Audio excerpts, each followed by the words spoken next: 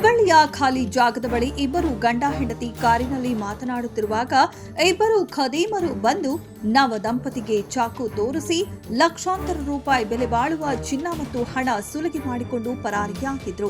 ಈ ಪ್ರಕರಣವನ್ನ ಬೆನ್ನು ಹತ್ತಿದ್ದ ಹುಬ್ಬಳ್ಳಿ ಗ್ರಾಮೀಣ ಪೊಲೀಸ್ ಠಾಣಾ ಇನ್ಸ್ಪೆಕ್ಟರ್ ಮುರುಗೇಶ ಚೆನ್ನನ್ನವರ್ ಆರೋಪಿಗಳ ಬಂಧಿಸಿ ಹೆಡೆಮುರಿ ಕಟ್ಟಿದ್ದಾರೆ. ಹುಬ್ಬಳ್ಳಿ ತಾಲೂಕಿನ ರೇವಡಿಹಾಳ ಗ್ರಾಮದ ಖಾಲಿ ಸೈಟ್ ಬಳಿ ನವದಂಪತಿ ಕಾರಲ್ಲಿ ಕುಳಿತು ಮಾತನಾಡುತ್ತಿದ್ದರು.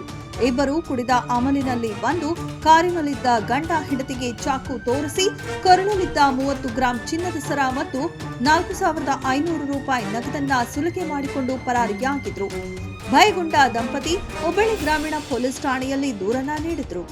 ಈ ಪ್ರಕರಣವನ್ನ ಬೆನ್ನತ್ತಿದ ಪೊಲೀಸರು ಇಬ್ಬರು ಆರೋಪಿಗಳನ್ನ ಅರೆಸ್ಟ್ ಮಾಡಿ ಚಿನ್ನಾಭರಣ, ನಗದನ್ನ ಹಾಗೂ ಕೃತ್ಯಕ್ಕೆ ಬಳಸಿದ್ದ ಒಂದು ವಾಹನವನ್ನ ಜಪ್ತಿ ಮಾಡಿ ಹುಬ್ಬಳ್ಳಿ ಗ್ರಾಮೀಣ ಪೊಲೀಸರು ವಶಪಡಿಸಿಕೊಂಡಿದ್ದಾರೆ.